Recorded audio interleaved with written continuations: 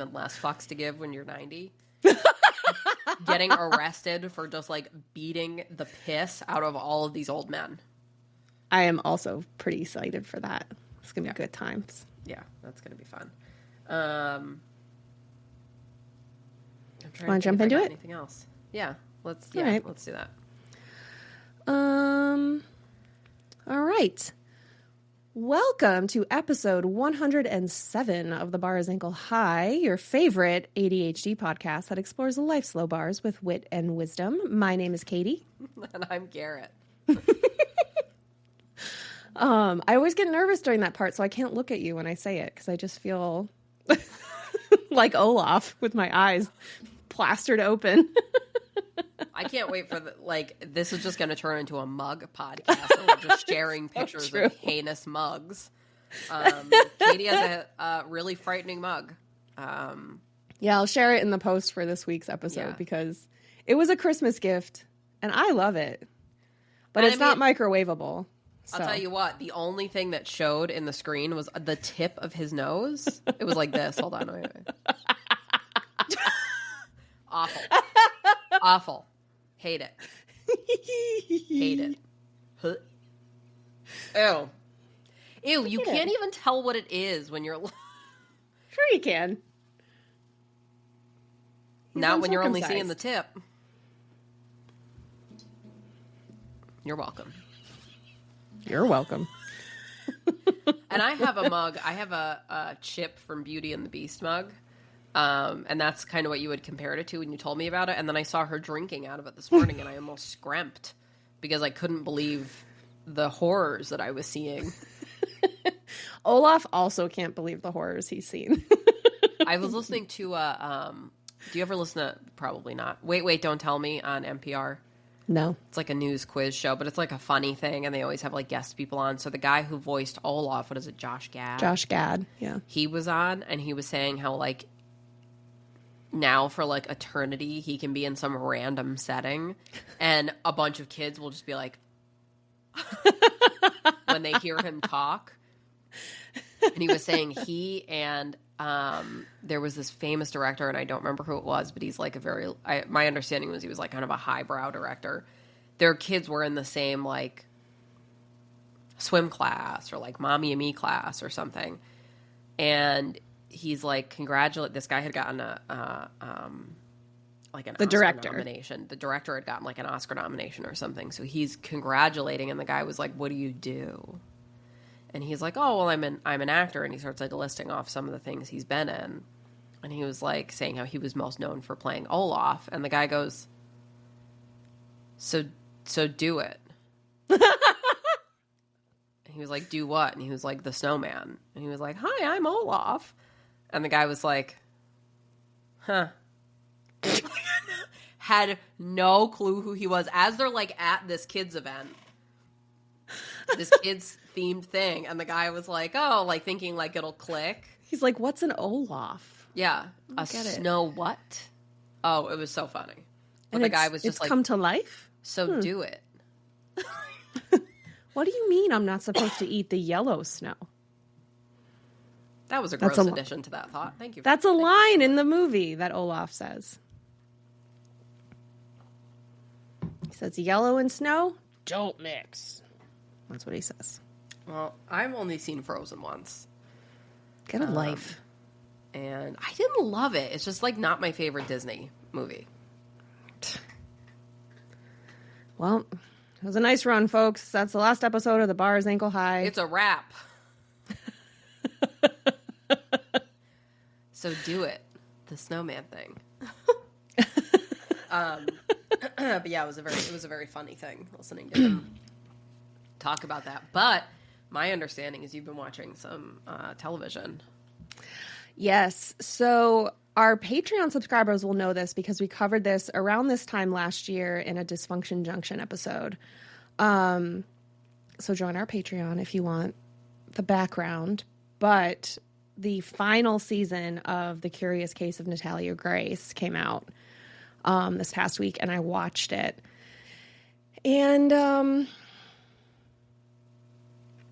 it was interesting. I'm not clear where she stands. So, yeah, I felt Katie texted me and said she watched it, and I was like, oh, I did too. I think I slept through half of it, but I had it on.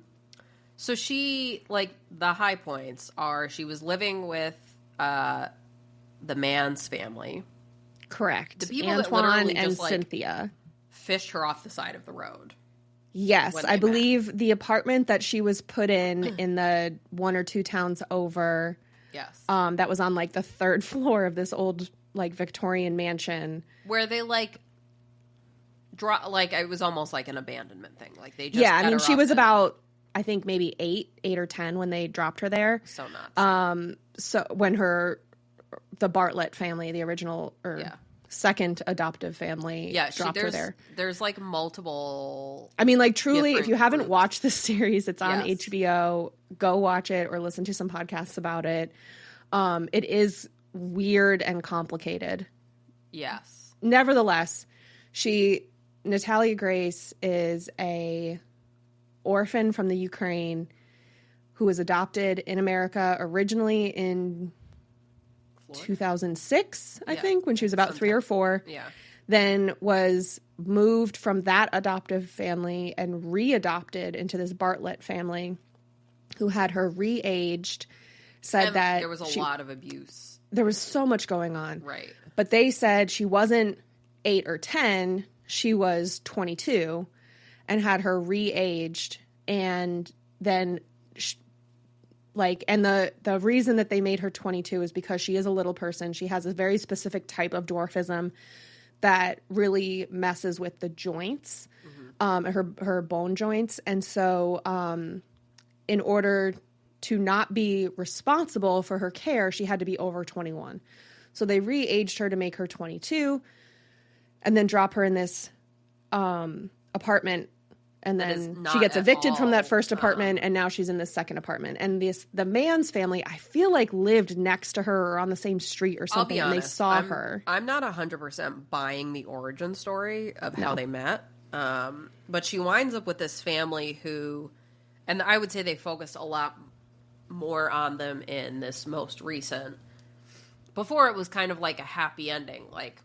Yes. She found this wonderful family that has all these children, and they're all living happily ever after. And but they did show them last season preying on her, which is just...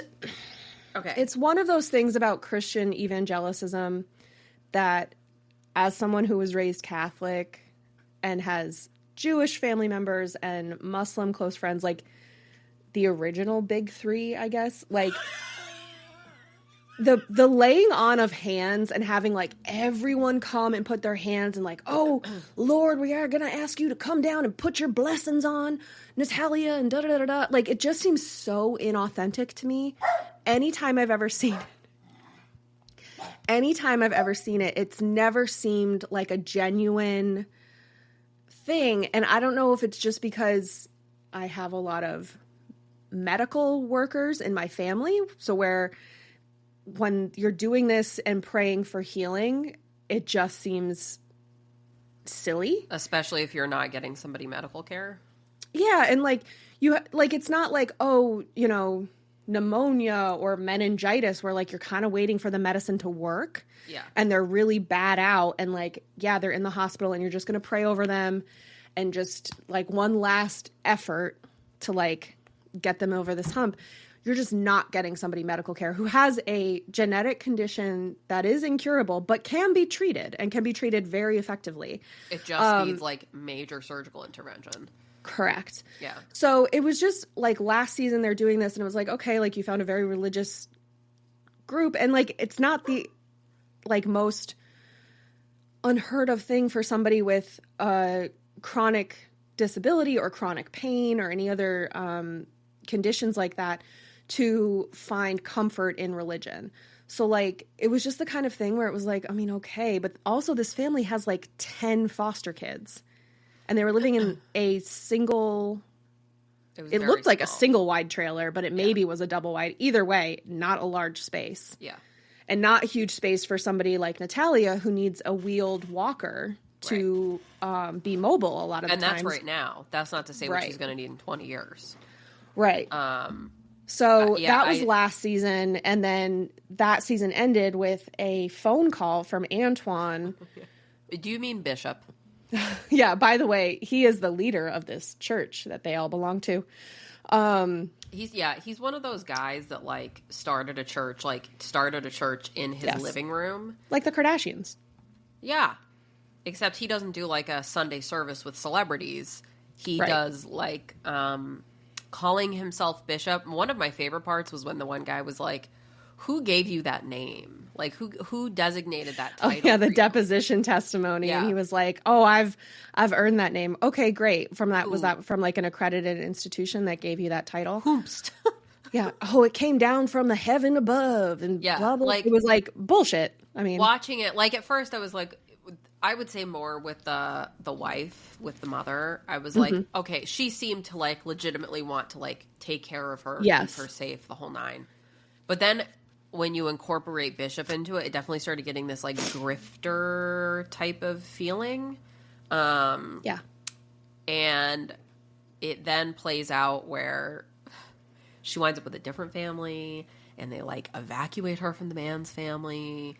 Well, because the man's like took away her phone, shut off the Wi-Fi in their house, like weren't letting her have her payee on any of her benefits coming in. Yes, so they receive 100% of her Social Security disability benefits that she needs to have the like medical care and the DME, the durable medical equipment that she needs to survive. I mean, her shoes are like specially made for her because her feet are, because of this joint issue, her feet don't bend the way a normal foot would bend. Yep. Like pretty much anything that she has to use in her daily life needs modification or needs to be and this other family was a family with dwarfism the wife in that family has the same type of dwarfism that she has. So like she's very to adopt her before. They did. And for whatever reason that fell through. And so it was just this whole thing. And they get her out of there, this new family, the DePauls, and she's immediately questioning, oh my God, they're going to be so mad at me. She's taking calls from Cynthia and Antoine. Antoine's insisting that the, quote, new mom, Nicole, call him Bishop, which I'm sorry. Like, I loved her, by the way. Oh, she was great. She was it was just so satisfying to hear her communicate with people. I was like, because can you give me a show with her handling every interpersonal issue, because she's great. Well, the thing is, like, it was very like a crazy juxtaposition, because it was like, okay, this is how a normal person reacts to this set of facts, where like when you're watching this, if you hear rustling, it's my cat taking a massive dump, and there's nothing I can do. So every bit of that was great information to share. Thank you. You're welcome. There's nothing I can do is yeah, I do have a candle already lit. So nice. Yeah. Anyway, this new mom, Nicole, the way that she's like processing this information and saying like, okay, but you begged me to come get you, and that you had to like escape from church for like, you couldn't just leave because you were afraid to tell them that you wanted to leave. And now you're talking to them again. And she had to like fly. Like, what was it? She and her daughter like had to fly there. Like the process. They had to fly there, and then the Manses keep her ID, or like didn't let her renew her ID or something. Yeah. So she doesn't have a new ID. So she can't fly. She can't get a passport, all these other things. So it was like, even once they got her, and they're somewhere in upstate New York, they had to like go through all these processes, and Natalia was adamant that the Manses stay as her payee for all of her benefits. So they were still going to be getting her checks, still getting money from her.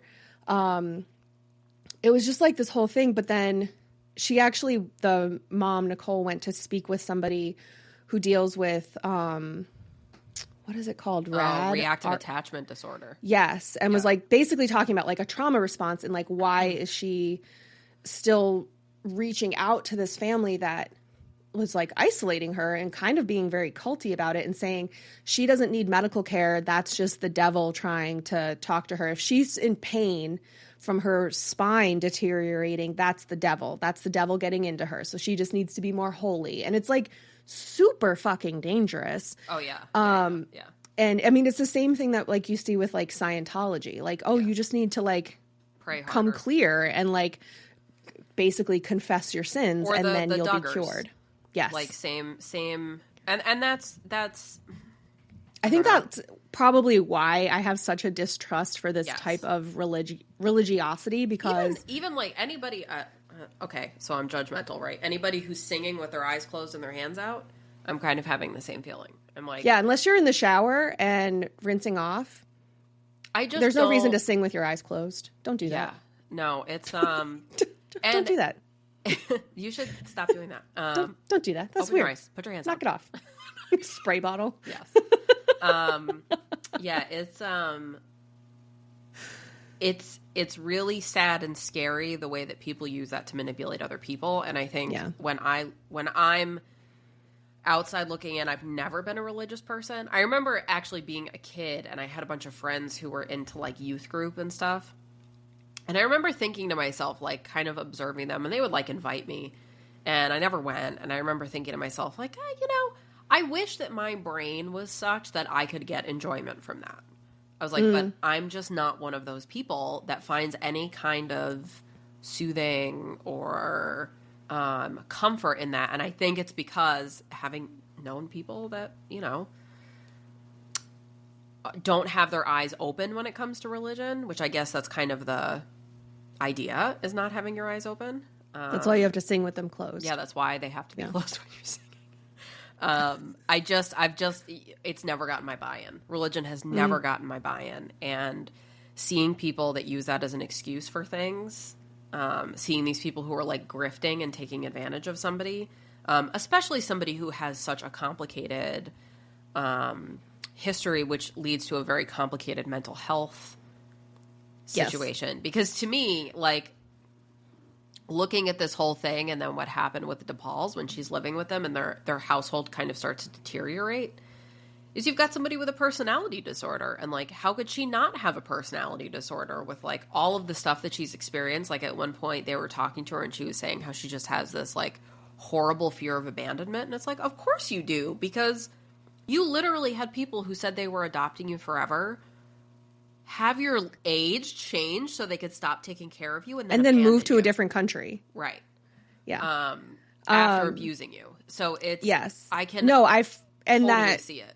Did you see the part where, I think it was like immediately in the first episode of this season where Antoine and Cynthia called the producers. They were like, we're done with her. You can come get her, blah, blah, blah. They flew down the next day. It was all better. And they're having this talk with Antoine, Cynthia, and Natalia's in the middle, and with the producers. And she's like, no, I was just wrong. And I shouldn't have been trying to talk to, because she's got basically like an online boyfriend from this guy from the UK who asked the producers not to show his face. And they like digitally changed how his voice sounds. And I was like impressed. I guess maybe I've watched too much TLC, but I was impressed that they were like respecting his wishes to like not become like the face of this whole thing, which is fair because also like you don't know how it's going to work out. Like she's 20 or whatever. Okay. Whoop. Well, never mind.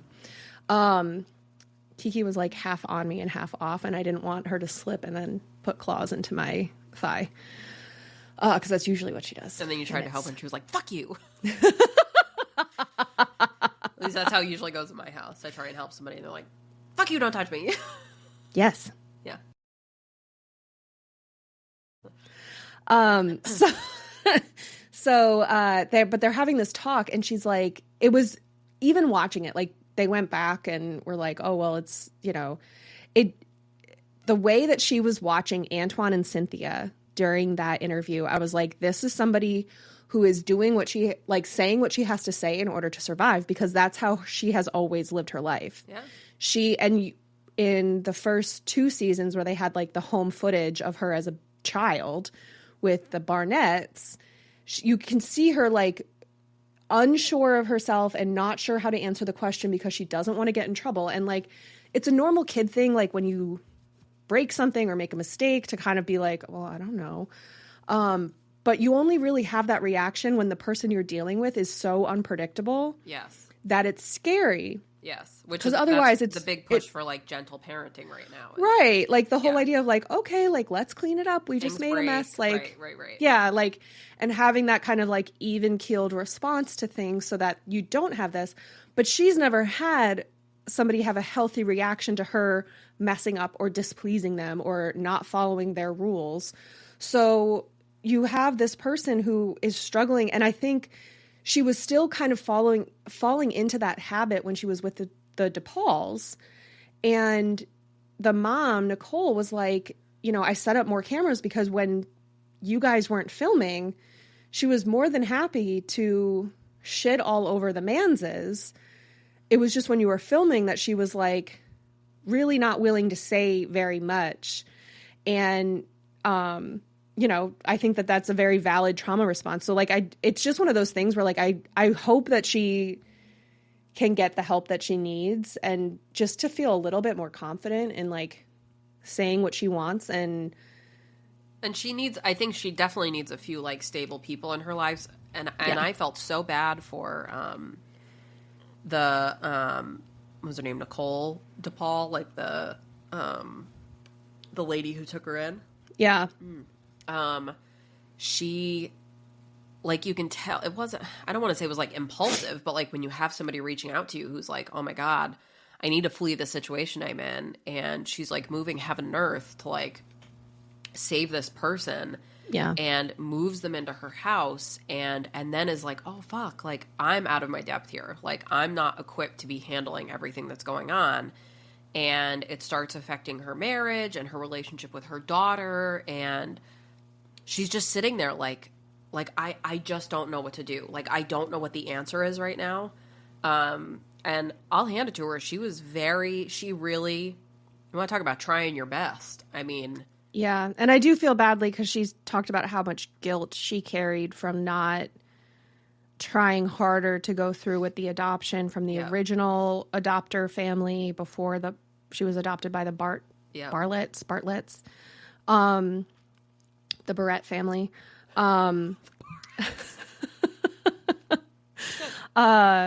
But so I think, and like she like kind of broke down in tears and she was like, my daughter's at one of the top engineering schools in the country. Like, where would she be? She doesn't even have a first grade reading level. Yeah. And like, it is that kind of thing where, and then you're living with this weird preacher family where they have 10 plus kids that also have like a history of then going back to their birth parents and saying like, oh yeah, I was hit all the time. And like, they would always like, I asked to go to the bathroom and they wouldn't let me go. So then I peed my pants. They were just like babysitting. I mean, yeah, which also like, you have 10 kids, you have no business running a daycare. Absolutely not. Don't do that. Stop it. Like, there's a daycare on my street and it's not like overrun or anything like that. I've never seen any issues or anything like that. But the idea that like there would already be 10 kids in that home and then they're adding in however many the state lets them have, like what, 6 maybe? Yeah, it's all ratios. I mean, yeah. So it's just like that. That's so many kids. If somebody offered the idea to me, like, you know, because once you have a kid, then you're like, oh my God, okay, what am I doing? Am I going to keep working, stay home, work part-time, work full-time? Mm-hmm. What am I doing for childcare? There's just like 1,000,001 decisions to be made. And somebody was like, well, what if you stayed home, but then you like took in somebody else's kid to like watch during the day? And I was like, I would rather step into traffic. I will take care of my own child who I love. I will not well, and it's also every day commit to taking, it's just too much. Right. Like troubleshooting a temper tantrum from not your child. Yeah. Forget it. I mean, God bless anybody who does that regularly, but I'm not the one for it. I just can't. I think of it the same way as like taking care of somebody else's pets, which like it's not like your dog Bernie. Like I have no problem with Bernie. I just he has a problem with you. He does. And he has a problem with everybody in fairness. He actually has a bigger problem with PK, but an even bigger problem with my spouse. That's true. He has a problem with everybody, usually except me. I feel like he's just matching your spouse's energy, though. So that's on your spouse. Yeah, that's true. You're not wrong. But it's the kind of thing, like, I don't care if my dog slobbers on me. I don't care if my cat licks me. But, like, if your dog slobbers on me, I'm like, okay, I'm going to go wash my hands now. Yeah, like, and it's I just can that deal kind of with thing. my own, the poop that's generated from my own house. Yeah. If I deal with somebody else's poop, I'm like, huh. And when I say poop, I mean, I deal with everybody's poop. You do. Poop, yeah, you did text me that time. Bird poop, the kids poop. I mean, there's a lot of poop. Garrett texted me one night and told me that her baby took a massive diarrhea shit on the floor of the bathroom before bath time, and then said, and we were both gagging, and I didn't know if you meant you and the baby or you and your husband. My husband. But I really loved the idea of the baby being grossed out by themselves. Being like, bleh. To be honest, she should have been. I think anybody who, especially relatively new parents, can attest.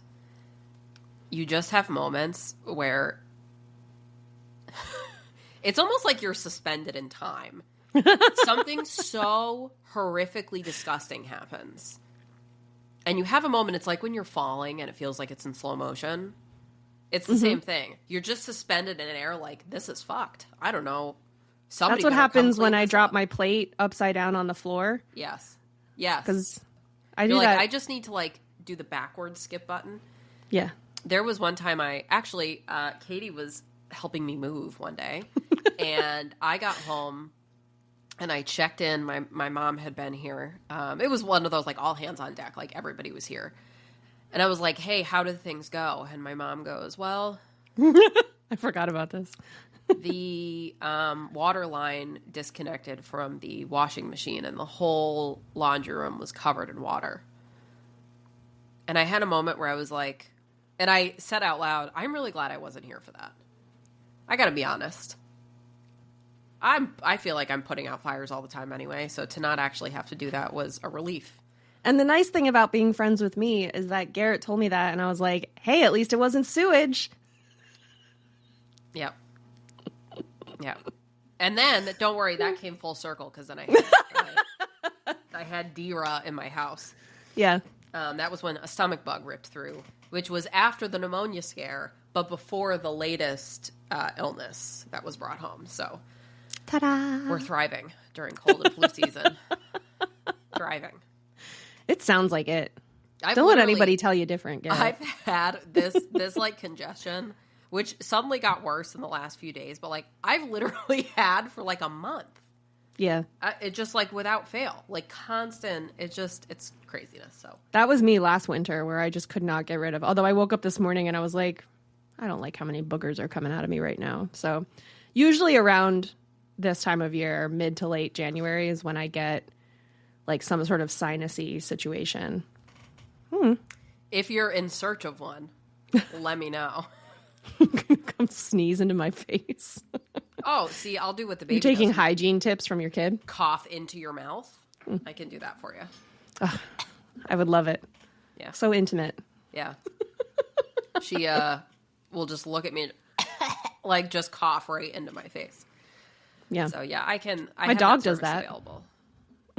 And you know, if your dog was going to doggy daycare, you might be a little worried.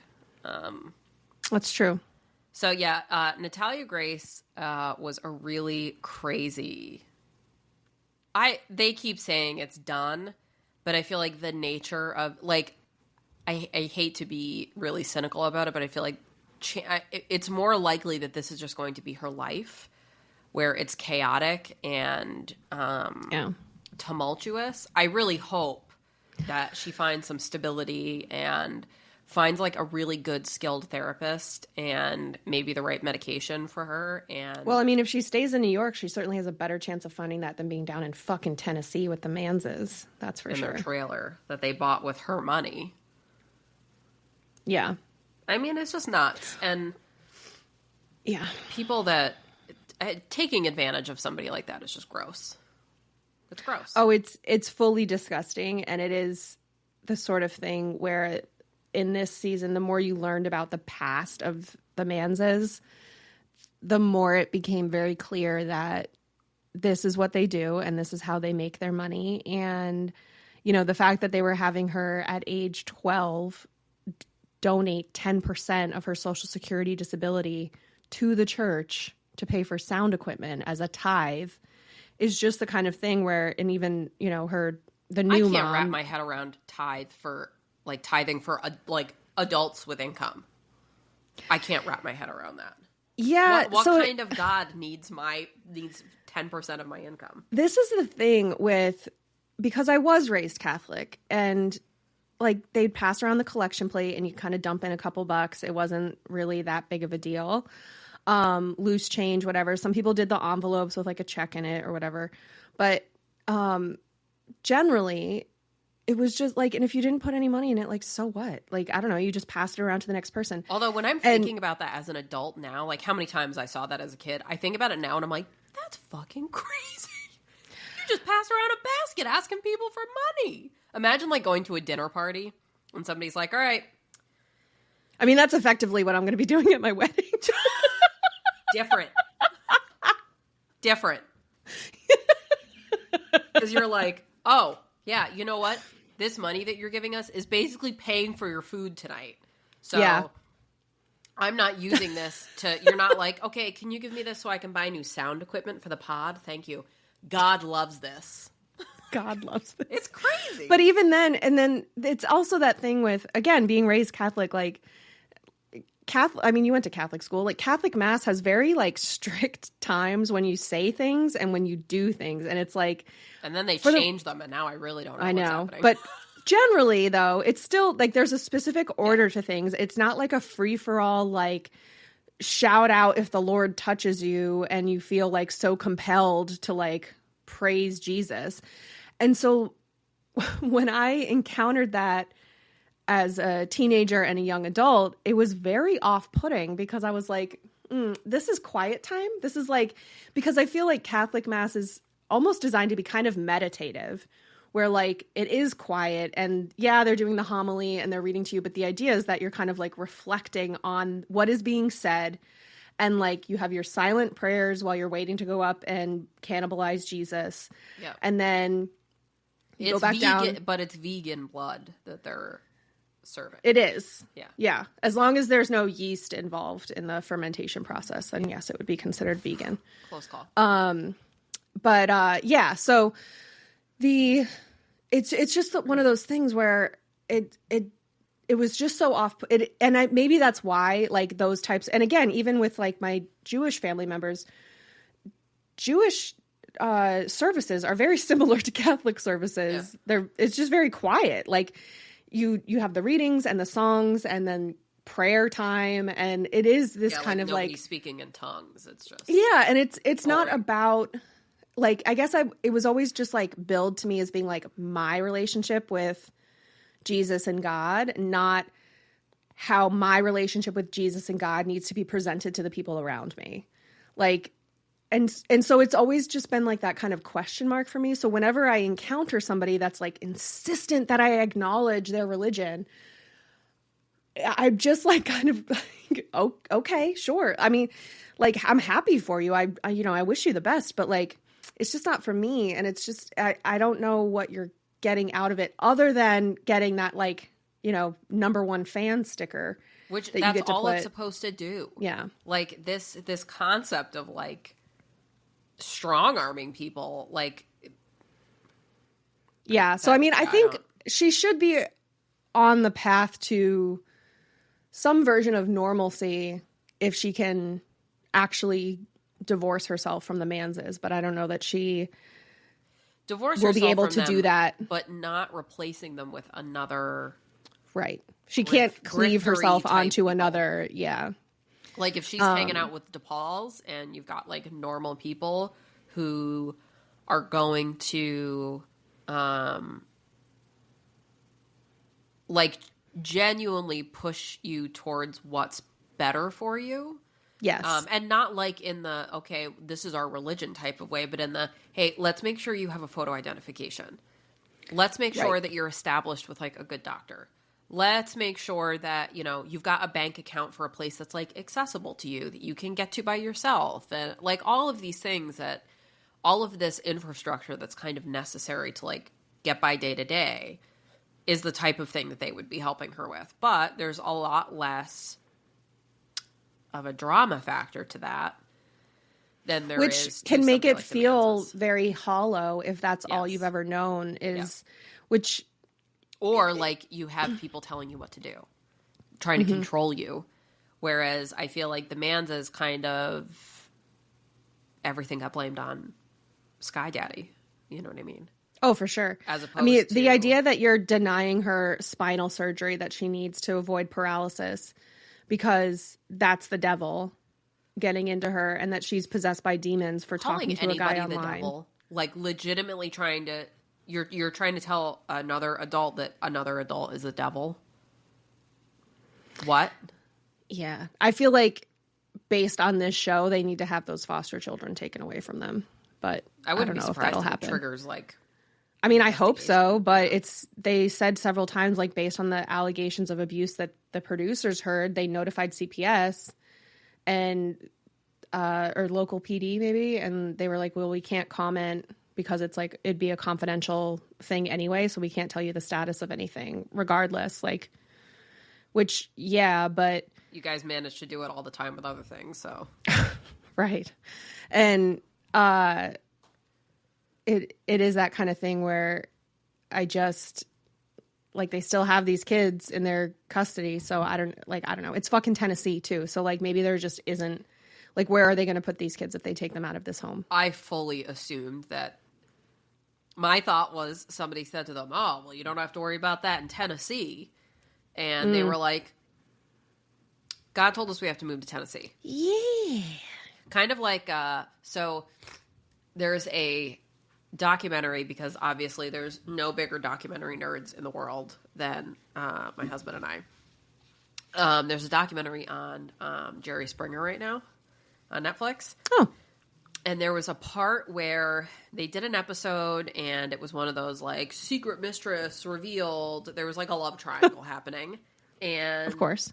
What ultimately happened is after the show, one of the women in the situation was killed by the man and the other woman. And like it was a really horrific death. That's like the one on Jenny Jones where I used to love do you know about Jenny this? Jones. Vaguely. I don't remember. it was like I have a secret crush on you. Oh yeah, and yeah, I yeah, brought yeah, you that here, guy. and then it was it was a man, right, to another Yes. man. Yeah, And I remember guess that. like there's some question as to whether or not there was, if not, it seems like there was like coquettish interludes between them. Like yeah, neither of them had ever acted on it. The one who was confessing their crush was openly gay. yep. The one being confessed to was from an extremely conservative, bigoted family. Yep. Extremely toxic. And they were like in a father. friend group or something, or like Something neighbors like or that. something. Yeah. And so the one who was confessed to from the toxic family ended up murdering the man who confessed his crush. Yeah. And that episode I don't think ever aired as a result because it was like right after they filmed that the murder happened. This one aired, so it got filmed like 2 weeks beforehand. Right. And the guy was sitting in a bar getting drunk, watching the episode, telling people in the bar he was going to kill her. And he did. And so the whole staff... What year was this? 2000... Like, sometime between, like, 2000 and 2004. Damn. Somewhere in that window of time. Like recent enough. I guess I would have expected this in the 90s. I don't know why. Well, I feel like 90s, early 2000s. Yeah. Same flavor. Yeah, but 2000 was just 10 years ago, so... That's true. that long It ago. was much more recent. So the whole staff was waiting to be subpoenaed regarding this case, and suddenly, there was like the guy who was like kind of the creative mind behind these episodes, like the creative direction behind these, claims that it never happened, but all of the executive producers were like, oh, it fucking happened, where he was like, I think Jerry should do some filming in Jamaica, because they were afraid he was going to be subpoenaed and some of the staff was going to be subpoenaed, so they found a way to just like kind of low-key flee the country for a while and film some episodes there. So that's kind of what it made me think of, was like the Manzas moving to Tennessee because somebody told them, oh, they're more lenient with this, or oh, they don't check on this, or yes, whatever it is. Yeah, and which I don't know how you can change states and maintain your foster child placement. Yeah. Unless they're doing foster placements through like private charities, which is possible. Honestly, I mean, how many of these kids are just abandonment issues? Like the parents literally just didn't come back for them, dropped them off for daycare or whatever. Or they have like, but I mean, to get unofficial agreement between them. Well, that's to true, get they're getting state benefits, though, right. they would need. I mean, even if the child was abandoned, I guess you could report an abandoned child and say like, I'll just take care of it, and register it that way.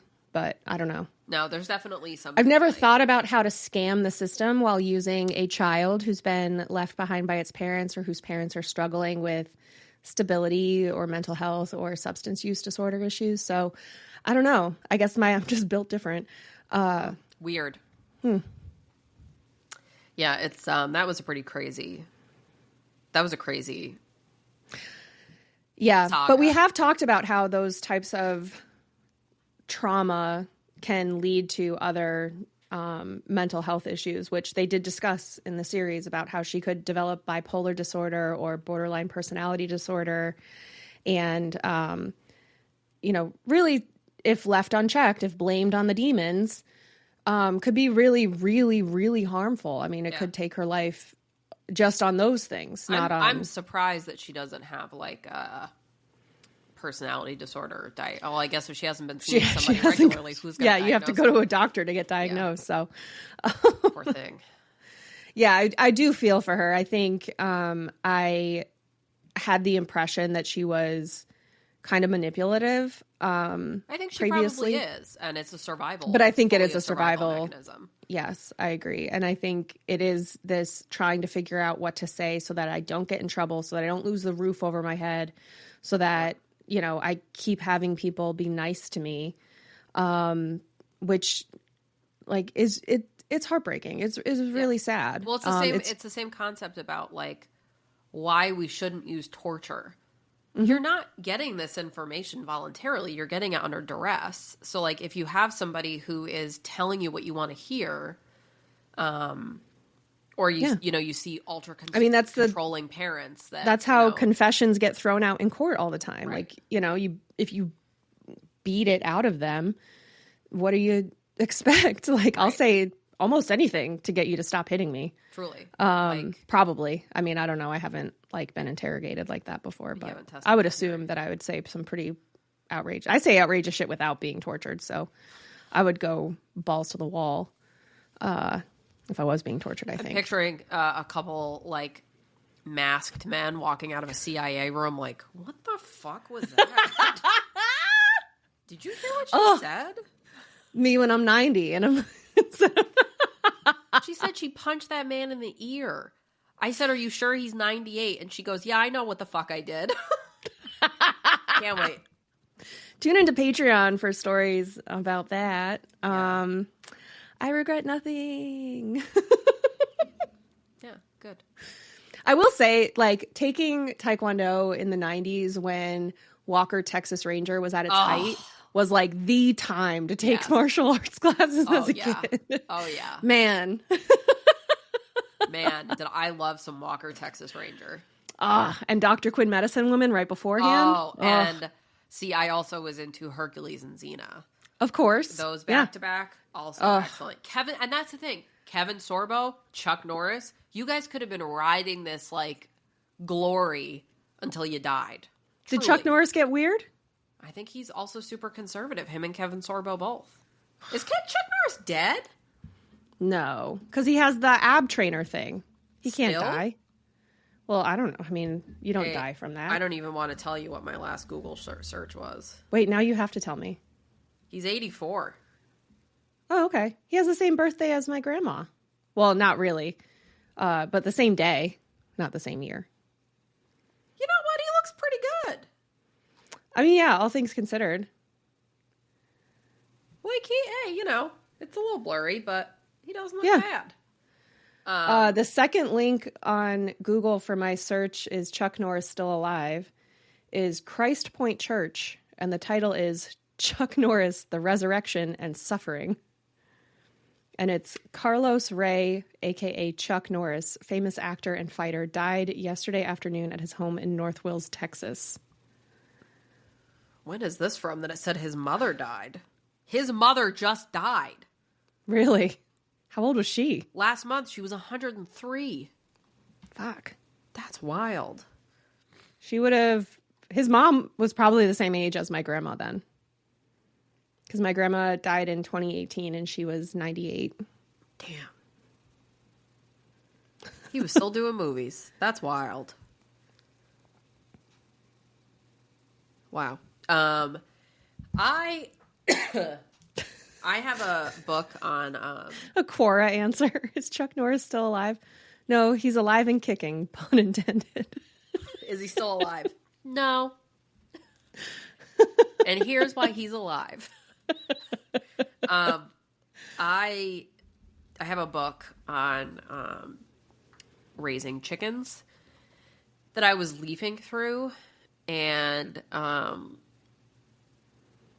happened upon a section on how to obtain a semen sample from a rooster.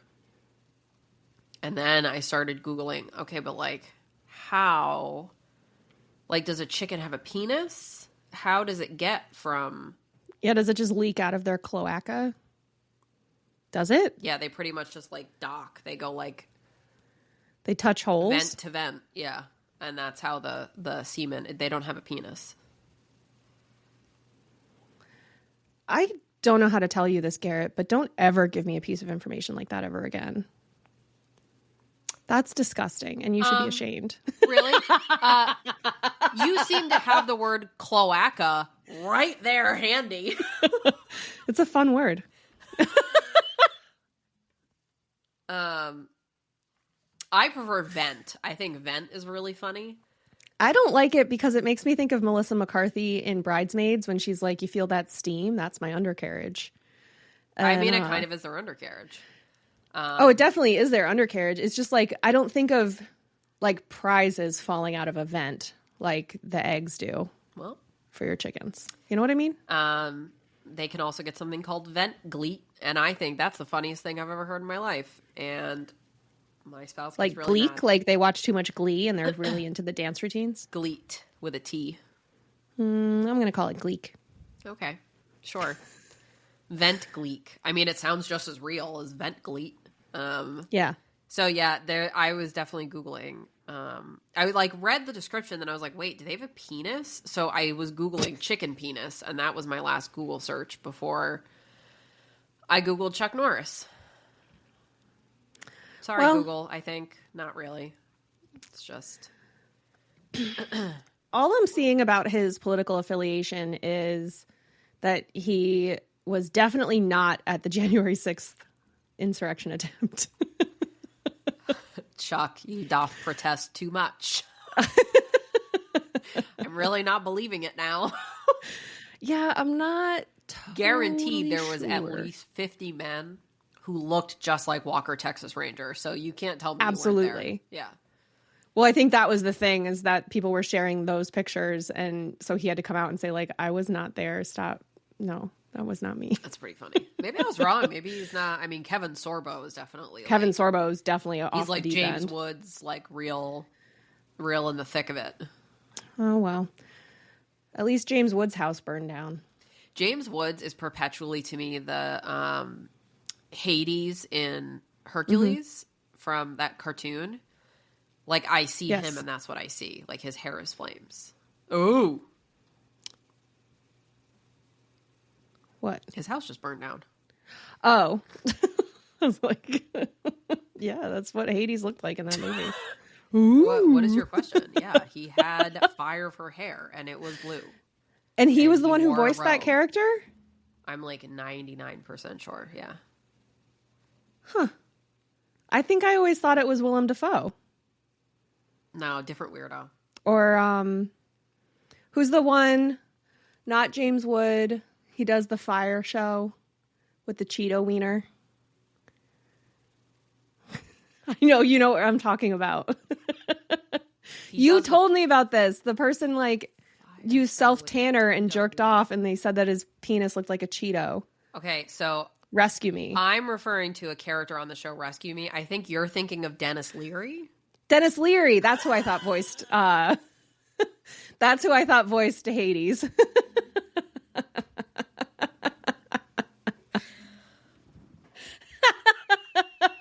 Cheeto wiener.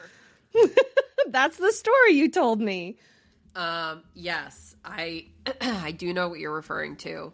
And yes, you're right. It was James Woods. Yes, I just checked. Dennis Leary. God, I loved that movie. But we could always just recast them very easily. It's fine. I mean, I never want James Woods to work again. So, yeah, I feel like Dennis Leary's way less of an asshole than James Woods. So, I feel like he's an asshole when it's appropriate. Right, like yeah. a more normal asshole. And yeah, Willem people Dafoe who earned just it. My favorite weirdo in the whole world. He was in Nosferatu. Yes, you did tell me that, and I showed you the text from my cousin, who really appreciated the Google search. Did she find it?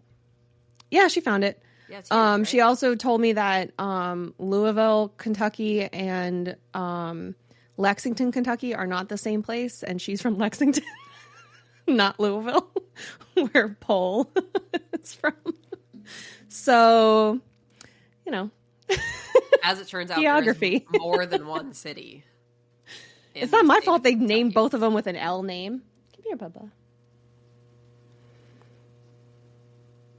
We had to wash all of the blankets on our couch last night because Kiki here had mud butt and decided to smear it all over our blankets. Yep. She's all clean now, though. I would just like for it to be known that literally 2.5 minutes ago, Katie yelled at me for telling her about chicken penis. And I, along with you told me that they basically just let semen leak out of them and into the hole of another chicken. And just the idea of having to coordinate that is... This is my fat cat, Kiki. Hello. She looks so upset. She looks so upset. She's fine. She's not even fighting back. Hi. She's like, I just wanted to walk all over your keyboard and your computer. Why won't you let me? And wipe my beehole on you. Yeah. Why won't you let me? She's like, you're wearing white. I don't... What else if not to wipe my butt on it? And that's... White is the color of modern toilet paper? Wow. We're good. That was really something that she just did.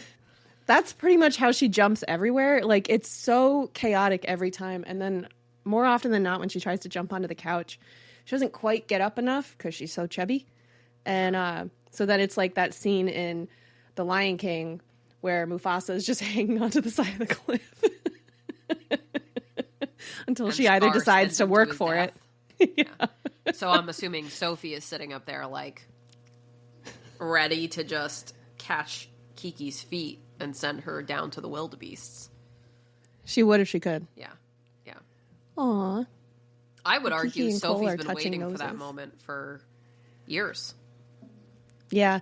They I took down our Christmas tree yesterday morning and Kiki and Sophie then did a Tom and Jerry run around our dining table a few times. They got to get the weird out.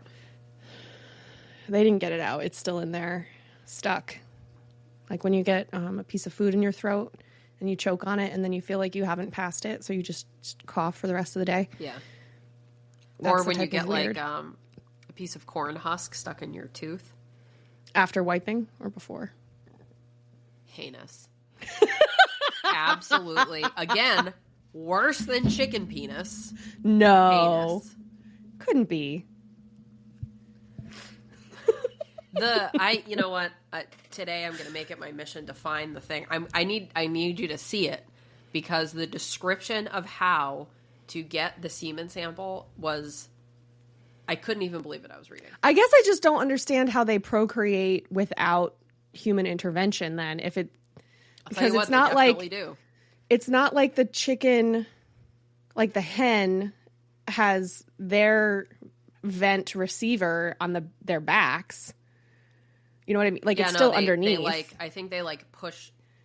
So they like back up into each other, like me trying to back into a parking space. No, I think the rooster like pulls their tail up, and then like pulls their butt down, pulls the hen's tail up, and then they go butt to butt.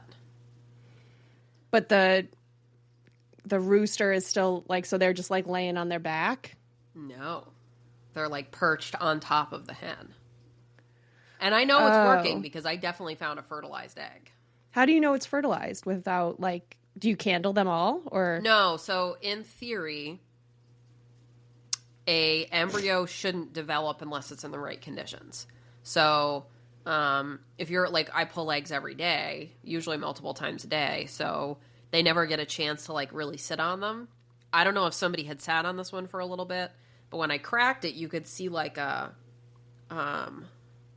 bullseye, like a little tiny bullseye on the egg. And I had to like on the yolk or on the yolk. Okay. And that meant that it was fertilized. I mean, there was like nothing to it because it was so small. So it's not like you were eating anything like horrific. Did you show your baby and you were like, you looked like this once? I didn't. But you know what's funny is as soon as I saw it, I was like, oh, it must be fertilized. That's what I did. A cat. So Kiki makes a noise that almost makes her sound like a mourning dove. And she'll do it if she can see birds outside and she's like watching them because she wants to catch them. Yeah, and then like she'll make her like noise, and I just can't figure out where she is. That's exactly what she wants. Oh, she's by the door. She wants to get out of here. So I'm really glad that everybody got to hear about how chickens bang. Sorry. I think it was a good day for me to not take my meds first thing in the morning. I think everyone, bless you. Sorry, I meant to mute and I forgot. That's okay. I think everyone benefited from me not being medicated. You think so? Well, no going back now. Yeah, it's truly. Look at this. You do have a coiffure going on today. I definitely have bedhead. Oh, that's okay. I'll show you mine. I went to bed with like kind of damp hair last night because I took a shower like right before bed. Yeah, this is damp hair from Friday night and then also like surviving yesterday. And this is, I don't know if it'll show up. I feel like it's kind of dark. Hold on. Oh, yeah. Yeah. Nice. That's how I got this. Look. It's just so curly near the roots that it's like Rosanna Dana. Yeah. That is kind of the vibe right now. Yeah. I've got some weird like cowlicks because I also went to bed with damp hair. Because I actually, it's that thing where you wash the sheets and you're like, well, now when I get in bed, I have to shower before I go to bed, but you're like super tired. Such a good feeling though. I think I've finally solved it. Yeah? Sheets. Then I have like a cotton blanket that I do for an extra layer in the winter. And then the heated blanket. Then the bedspread. Mm-hmm. So everything like stays put. And then I pull like this big warm, heavy. It's just amazing. It's just the best. Yeah. And now my spouse, who typically, doesn't want anything like heated, also loves it. So now he has a heated blanket on his side and does the same thing. He's like, oh, this is so nice. Just on like a 1. I have mine on 5. Right. But his is on like 1. And it's like just enough where, yes. But I also like with him traveling so much, I sleep much better when I can get into a toasty bed instead of freezing to sleep. Because otherwise that's what'll happen. I'll just freeze to sleep. Yeah, PK's been doing this really cool thing where he sleeps with his arms up and like at his sides with his elbows out. So every so often I just have to punch his elbow to get it out of my fucking face. So anyway. I can't wait for the wedding. You know what I can't wait for is for when you guys eventually have a baby. And for you to have some of the same complaints I did, so I can do that, like, exorcist thing and turn to my spouse and be like, see? That's what I can't wait for. Yeah, I had to get up to let our dog out at, like, 3 o'clock in the fucking morning a couple days ago when it was, like, 4 degrees overnight. Mm-hmm. And PK has a CPAP machine, so, like, he really doesn't wake up. Like, he will, but he won't hear anything. Yeah, like, he will go back to sleep immediately, and it doesn't always register. So, like, the next morning I said something like, well, I got up and let her out because I had brought my winter coat to the back of the house to let her out because I wasn't going to go out in my nightshirt. Right, yeah. And then he was like, oh, well, when did you do that? And I was like, when I let the dog out at 3 o'clock in the morning. And he was like, why? And I was like, because she was, like, pawing at me and whining, like, really hard. So I let her out, and, like, she pooped. Like, it wasn't for shits and gigs. It was just shits. And just shits. So yeah, so it was just one of those things where, but, like, in my head I was like, man, when we have a kid, you are absolutely getting a boot to the head to get up in the middle of the night and change that fucking diaper. Because, like, yeah, me getting up every time. Yeah. Well, that's part of the reason, like, people that exclusively breastfeed, I don't even know how they survive. Like, we definitely I've seen actually on TikTok, which hopefully it doesn't get banned. I don't know. It seems 50-50 right now. But I've seen a couple people who are, like, postpartum, like, wet nurses, basically, but they're overnight only. Yes, you can. Yeah, so they, you can, like, they do the only overnight shifts. Yeah.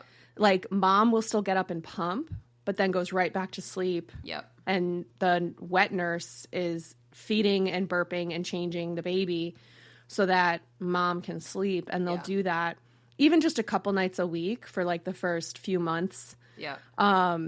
And it seems like such a luxury because it's also like the homes that these are being filmed in are, like, nice apartments. In New York City. But even so, it's the kind of thing where you probably see that in New York City just because there's so many people. So you would have the market space for somebody to have that type of job. Whereas the further away you get from those big metropolitan centers, you're not necessarily going to have that available to you. But yeah, it was just one of those things where, like, I watch it and I'm like, that sounds so lovely.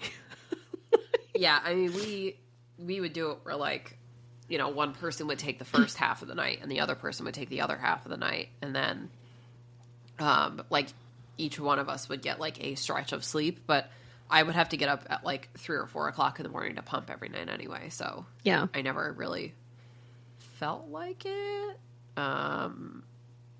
Like, I wasn't changing a diaper, but I was still having to, like, get up and pump and, like, record what I was pumping and the whole nine. It's just one of those things that just fucking sucks. You just gotta deal with it fucking sucking for a while, I think. Yeah. It's one of and those, then like, they the only way shit out all is over your through. bathroom floor. And then you have that to look forward to. Although, we are getting now to the stage where we're waving and saying bye to people and saying hi to people.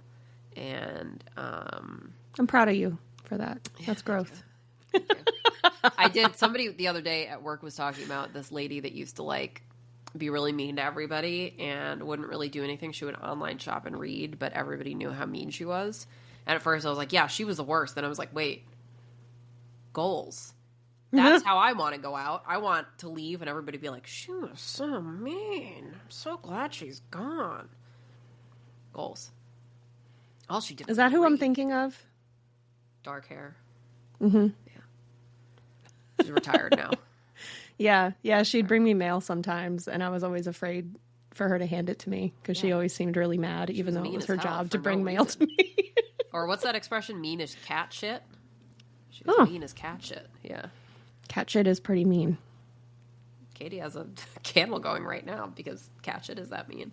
It is rough. It might be slightly meaner than chicken shit, but chicken shit's also pretty mean. Yeah, I just feel like cat shit is like it's in your house. generally. Yeah. So it's just so much chicken cleaner. shit is outside. Yeah. Well, I don't know who's still listening to this show. Yeah. God bless you. Sorry, if guys. you are. It's about ADHD. I don't know what more ADHD. We Look, couldn't yeah, get any more ADHD if we tried. This is what happens when you get two best friends with a neurodivergent condition in the same virtual room together. Who are overtired, underslept, and trying to survive seasonal depression. Yay! And cold and flu season. Ta-da! Well, enjoy your last Thursday episode before we have a new president. Ah! Sorry. Every time I remember, I'm like, oh my God. It's like a whole body response. At least I didn't puke this time. Good job. Thank you. Make sure you're following us on social media. We are on Instagram and Threads at The Bar is Ankle High. You can also currently find us on TikTok at Ankle High Pod. We don't know how that's going. I did start a Blue Sky account because of the whole meta thing and not starting, not doing fact checking. So if you have Blue Sky, you can follow us on Blue Sky at The Bar is Ankle High. Still trying to figure it out, so I'm not really sure. I'm also probably going to start posting shorter videos on our YouTube page, so you can find us there at The Bar is Ankle High. Our episodes get posted there. They're not video episodes, but they do get posted onto YouTube as well. I just have to figure out YouTube Shorts, because right now I feel like you can only do them for 60 seconds. And my reviews of Before the 90 Days are longer than 60 seconds for the most part. So I just got to figure it out. But you can find us on YouTube as well. And who knows? Maybe I'll start posting them on Instagram. Who knows? Life's a mystery. Especially to us. Yeah. Especially about things that we will or won't do. Yeah, I keep asking Garrett for tech support, and she keeps not returning my calls.